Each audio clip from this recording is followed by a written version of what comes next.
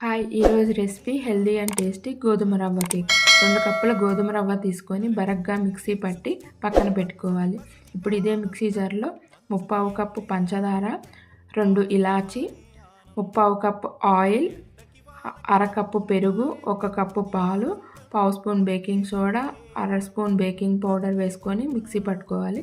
ఈ మిక్సీ పట్టిన మిశ్రమాన్ని ఒక మిక్సింగ్ బౌల్లోకి తీసుకొని ఇందులోనే మనం ముందుగా మిక్స్ చేసుకున్న గోధుమ రవ్వ కూడా యాడ్ చేసుకొని 1/2 కప్ గోధుమ పిండి వేసి బాగా కలుపుకోవాలి.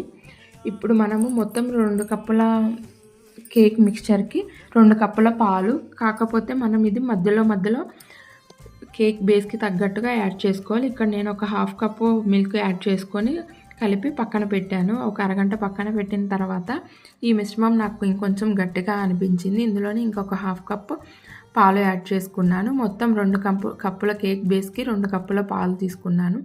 ఇప్పుడు ఒక కుక్కర్ తీసుకొని ఇందులో ఆయిల్ స్ప్రెడ్ చేసి పైన గోధుమ పిండి స్ప్రింకిల్ చేసి మనం ముందుగా మిక్స్ చేసి పెట్టుకున్న కేక్ మిశ్రమాన్ని ఇందులోకి తీసుకొని ట్యాప్ చేసి పైన డ్రై ఫ్రూట్స్తో గార్నిష్ చేసుకొని